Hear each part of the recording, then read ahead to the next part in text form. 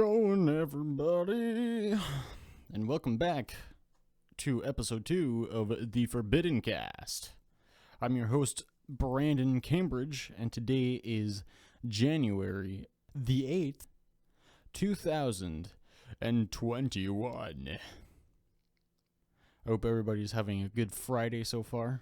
If you're getting off work, if you're starting your day, if you're just about to go to work, doesn't matter. I hope you're having a good day, and I hope you had a good week, and I hope you're having a good month so far. I hope everybody is having a good 2021, just like as everybody's wishing for. So, neato. Yeah, so fun stuff going down in Canada right now, specifically in Quebec.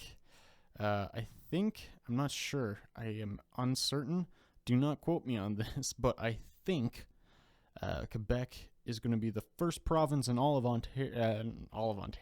Canada to put in effect of a curfew since the pandemic started. I am uncertain on that again, but I think that's what my girlfriend said, and I'll take her word for it. So I'm not sure, because I'm pretty sure the states did curfews. I don't think Canada did, though. I think it was like, kind of hinted at, but never was really enforced until now. And I feel like obviously most other provinces in Canada will probably follow suit. But also some very unfortunate news in the music world has happened. Mr. Alexi Alejo. Yeah, I want to make sure I'm pronouncing his name right, because I feel very, very bad for not doing that.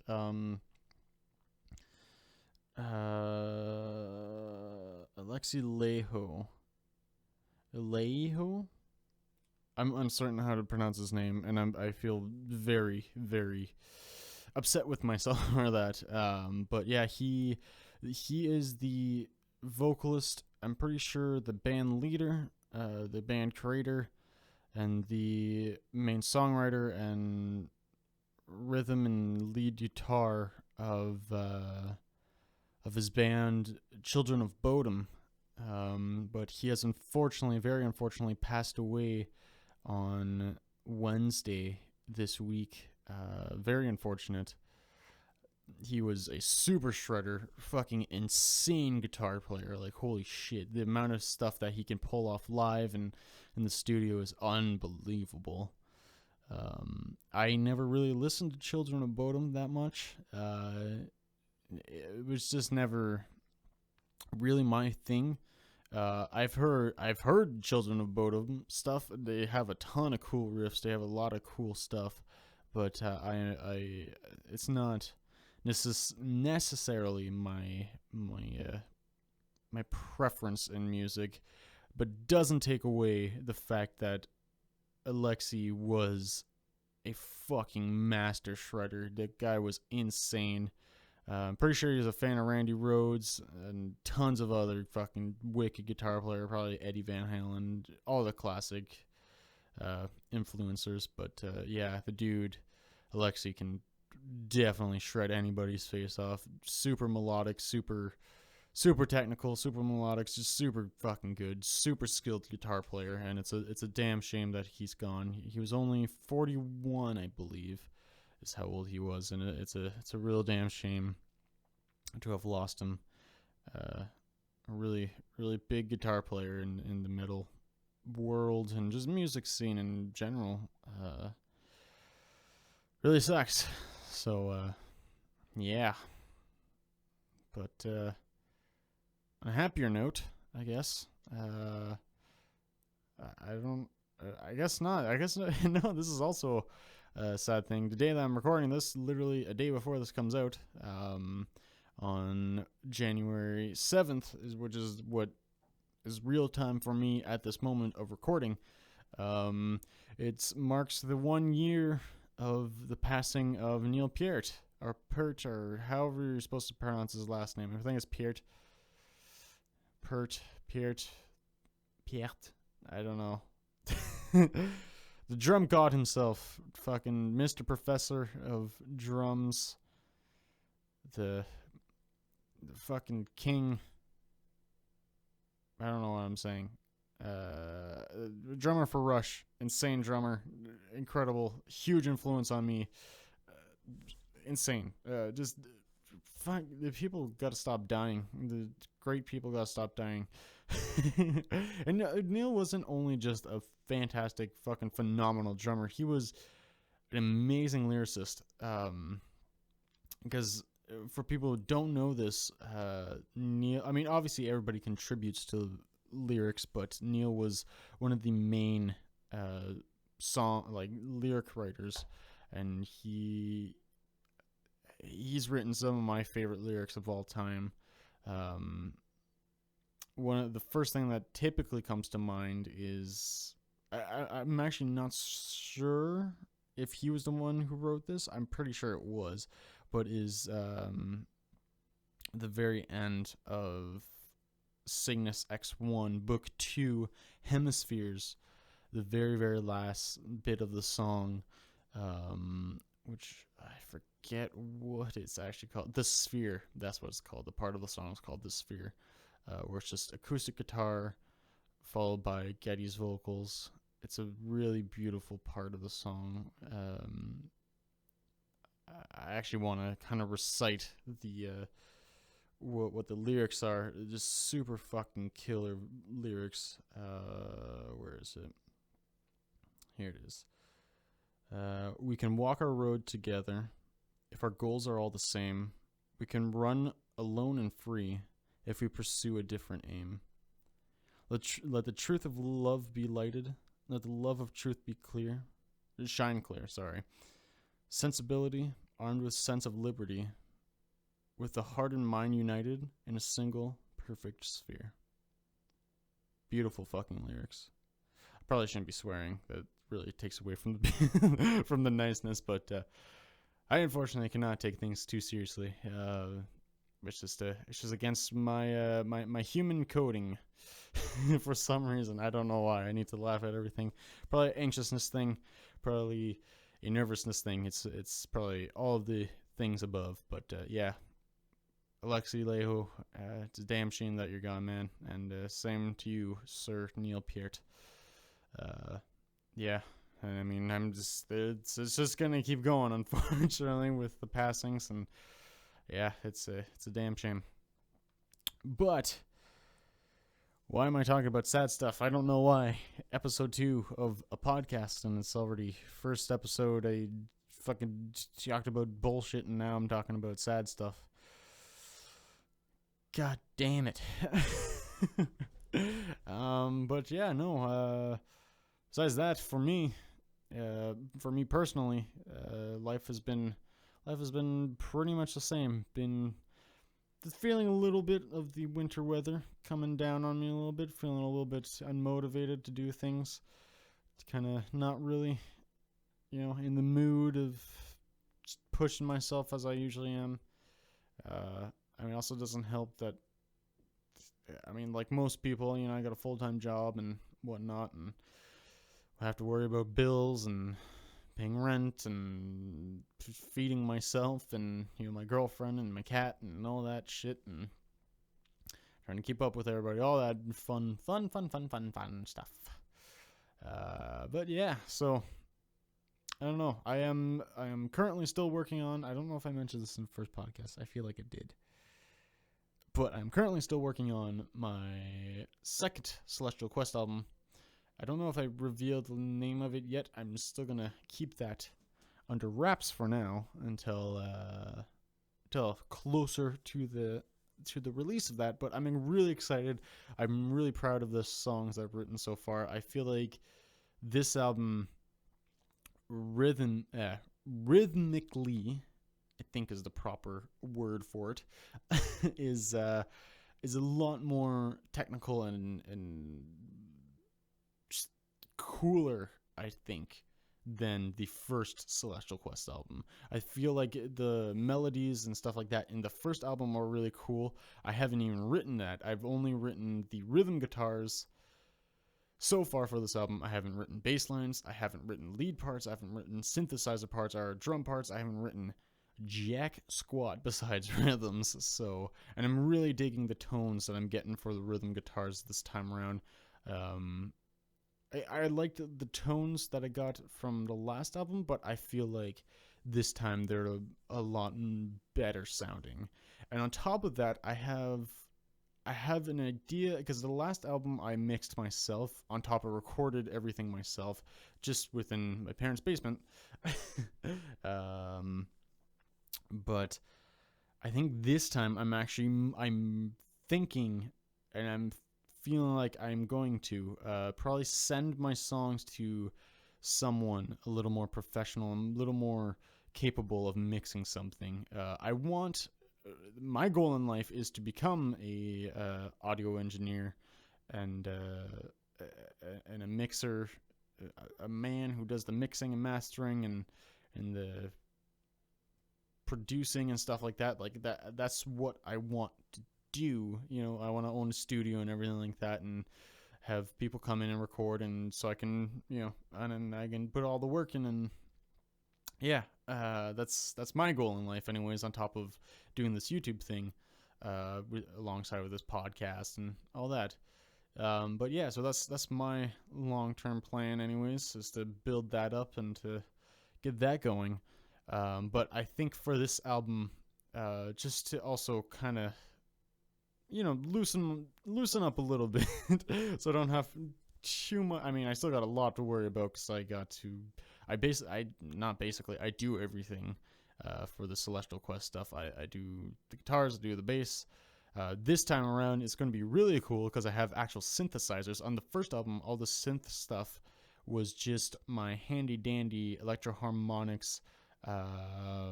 It's right here. Hold on, let me see. My Synth 9 pedal, which I love a lot. I haven't played with it in a while, but it's a really cool pedal. I think out of all of the 9 pedals, the electro harmonics one, I think this one might be my favorite. I've played with them all. I don't own them all. I heard the Mel 9 is actually pretty fucking bad, which is a shame because it's a really cool idea, and I love Mellotrons. They sound super fucking cool. But yeah, I think the Synth 9 is really cool, and they really hit the sweet spot with that one. I haven't tried too many of the other ones. I've tried is it the C9? I'm not sure. The organ one. The brown organ one is the one that I tried. I've never tried the bass one. That one might be interesting. I'm not sure. But yeah, overall, I like that one, but I do love the sound of real synthesizers. So I have 2 now, and I'm really happy with how they sound. There's a nice little voice crack I got there. Finally hitting puberty. But yeah, the Yamaha refaced. Yeah, refaced which one is it? Oh shit. No, DX and CX. I think it's called. CS is what it's called. I was close. CX, CS, close enough. I want to get the other 2 refaced. Why do I keep saying reface? Reface. The keyboards. I don't know why I'm drawing a blank on keyboard. I'm just drawing a blank in general. Okay, there we go. I had to suck my brain juices back in. But yeah, the other 2 is the CP. So that's like the electric piano one. I think I really want that one. I think that one would be the next keyboard that I would purchase, because it's really cool. It's got a toy piano. It's got a ton of cool shit. I think that's probably the next one I would get after all of the guitars I want to buy and amplifiers and all that fun stuff. Yeah, I want to buy another bass amp because right now I actually want to finish talking about the other keyboard first. Well, I don't know why I get so sidetracked all the time. I must have like some sort of, my brain just gets an idea and it's just like, okay, we're gonna talk about that now. But anyways, the Yamaha YC, I think that's the other one. That one there's really cool too. I really do want that one as well, but I feel like I wouldn't have as many. I guess just for like cool sound effects and stuff. But the other two that I don't own, the one's just an electric piano, and the other one's a organ. I feel like the organ would be really cool too. I don't. I want all of them. I mean, I have two already, so I just would need two more. But I want the other two, pretty badly. But they're, I think, $400. So I mean, I could sacrifice a paycheck, but there's other shit I need to get before I get two more keyboards. I actually need like another keyboard stand because I only have one. So yeah, I kind of want to get the cool keyboard stands where you can have like two keyboards on one stand. That'd be cool. They'd be cool to get. They'd be really cool to get. But anyways, bass amps. That's what I wanted to talk about next. I feel like there was something else I was talking about, but I totally got sidetracked. Doesn't matter. Fuck it. The only bass amp that I own is a Marshall MB series amplifier. It's a good amp. It's a really good amp. It's the 30-watt one. It's a really, really good amp. It's okay. I feel like it's better for practice. It's okay for like a live situation if it was mic'd up or like you use the line out. But it's not. It's okay. I feel like I could do something better, and what I want to get is the MPEG Micro VR. I think is the amp that I'm wanting to get with the matching cab, because that thing is. I've watched a bunch of videos and stuff like that on it, and it's just, it sounds and looks like exactly what I want. Because I personally like having smaller amps, because for one, way easier to lug around. They sound really good. Yes, I know there's a lot missing. Because I mean, if you have a 25-watt head, like just a guitar head, say if you have a 25-watt Marshall head versus a 100-watt Marshall head, like, and they're both valve, or tube or whatever you want to call it. The sound from the 100-watt Marshall will kick the shit out of the 25-watt. But I feel for my situation, where I'm not going to, like, my current situation anyways, not, hopefully my future situation can change once I get a studio and everything. But my current situation, like, yeah, no, it's the smaller watt heads and just smaller amplifiers where I can do things more quietly and not have to run it through a giant fucking cabinet to make it sound good. I think is a lot more beneficial to me than because I have the Marshall DSL 100, and then I have a Blackstar HT Club 50. Both amps that I fucking absolutely love and I miss playing so much. They're currently just sitting collecting dust at my parents' house, and I hate that. But what can I do? I live in an apartment complex, and I don't want to, run them without the cab, because I mean that anybody who knows that situation knows that I can totally fuck up the tubes, and I don't want that situation. But I really, really do miss those amps. Those two amps were what I used on my first Celestial Quest album, and yeah, they just sound so good, both of them. I love my Blackstar. I know a lot of people like the shit on Blackstar. I don't know why, but I really like Blackstar. I know Blackstar actually has some just smaller ones. I would be actually really interested into getting the little half stack thing with the 212 cabinet, the vertical one.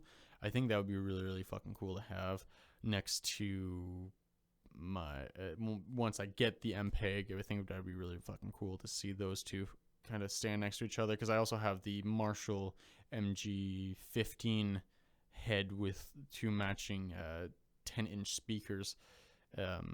So I think all those would look really cool. And I also need to get I also want to get a cabinet for my PV 6505 mini head. Is it a 6505? Yes, it is a 6505. Because I also love that amp. The mini head. I think they're 25. The mini heads are 25 watts. I know there's the new Misha mini head too, which would be interesting to try out. I think I know. Oops, hit my microphone. Oopsies. Yeah, Ola England, the everybody's favorite Swede. He did a review on it, and it sounds fucking killer. Another amp that actually sounds really fucking good is the PRS. Fucking what's his name? I forget what it's called, but there's a PRS signature head that between the dirty channel and the clean channel, they go between two different lights. So it's like on the clean channel it's blue, and then on the dirty channel it's red. I forget who the artist is though. Someone who I don't typically listen to, but yeah, his head actually sounds really fucking cool too, that signature head. For anybody who's listening to this and have no idea what the fuck I'm talking about, I'm just talking about like amplifiers, the like actual amp part, not the speaker part, the part with all the knobs on it, that, you know, plain and simple, that's what is called the head. That's the actual amp. So if you see like pictures of like people playing live, you know, you can have a combo amplifier, which is the speaker and the amplifier together, which makes one whole amplifier, which is most like practice amps are like that. Like my Marshall MB30 head, not head, but amp it's a combo amp. It's both the amplifier and speakers together. Like the Positive Grid Spark that I'm just looking at right now, for another example, is a combo amp.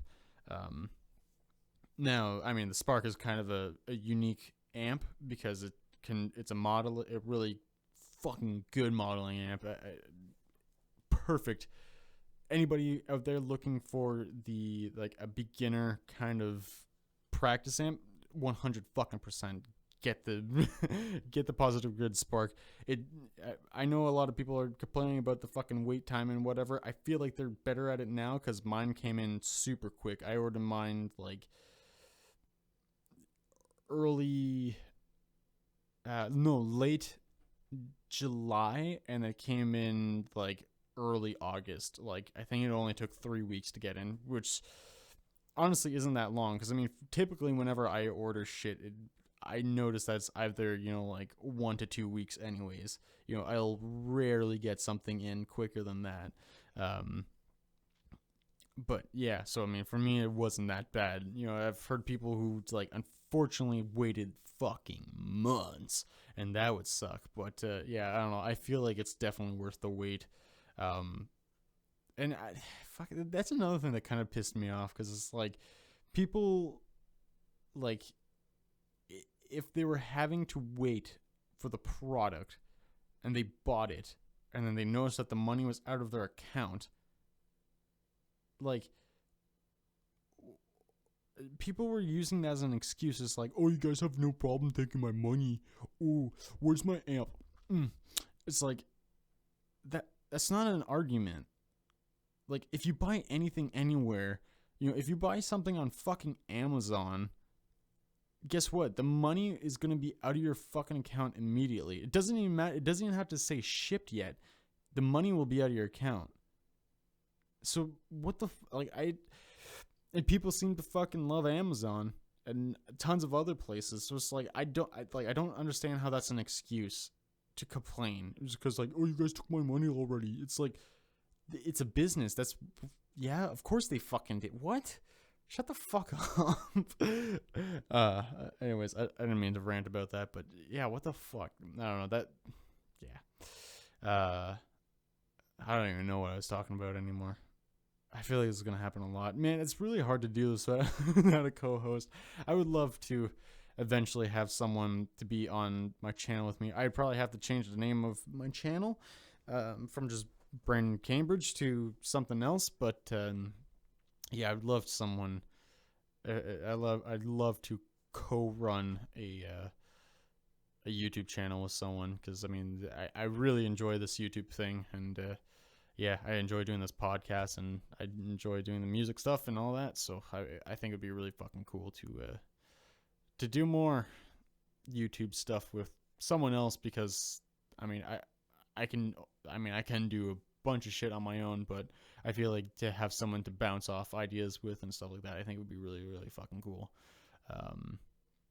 But I mean, I was doing that kind of with Lucas, but yeah, fortunately, like I said in the first episode of this podcast, we no longer live together, and we live quite a bit of ways away from each other. And it sucks too, because where I live now, I fucking kind of don't have any friends or anybody to do shit like this with. So I'm either gonna have to make friends, or just dump it out and keep doing it all alone, which I mean is also fine by me.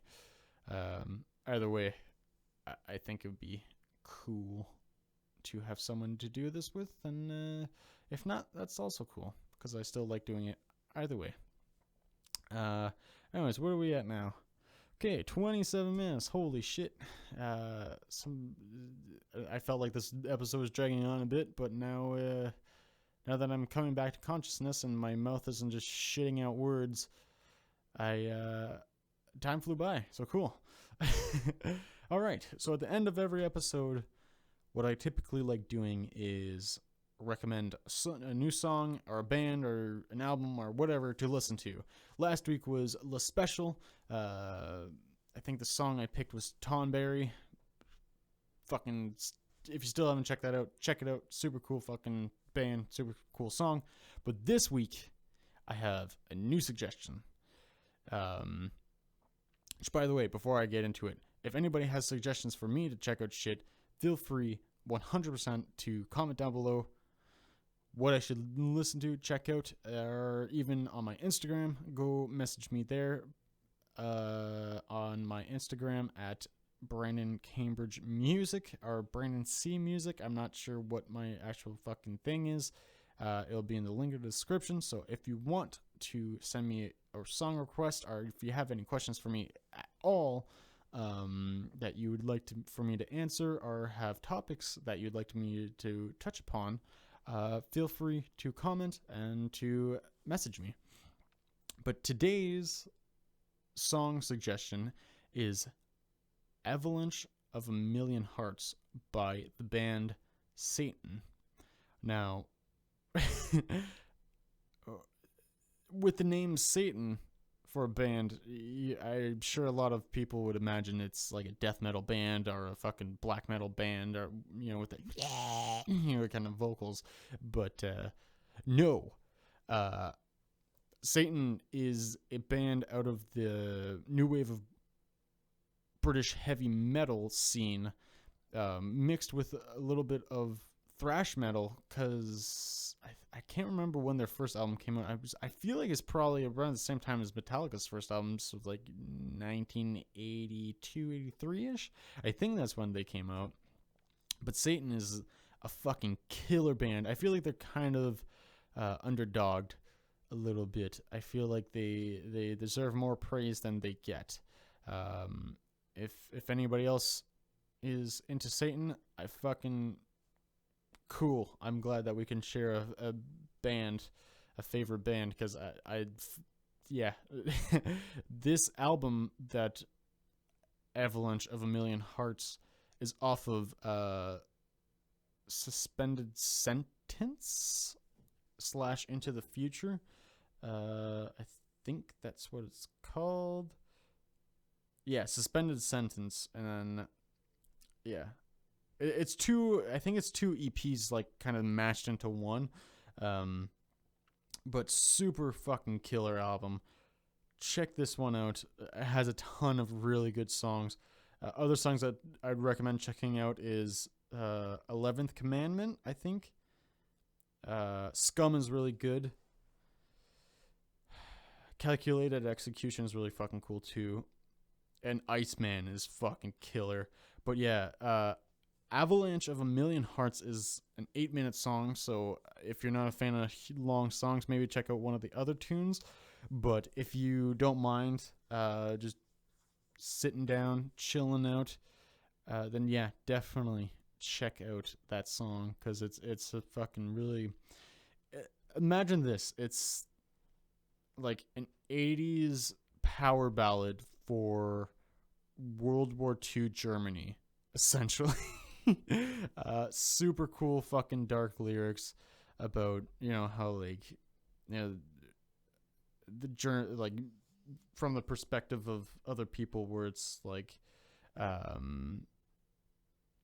in Germany, where it's like oh, they're like kind of like laughing at Hitler, and it's like, oh, like look at this fucking guy going on about world domination, and then it's like, ah, he's really fucking doing shit now. Fuck, like super cool, super dark, and the musicianship in that song is fucking unreal.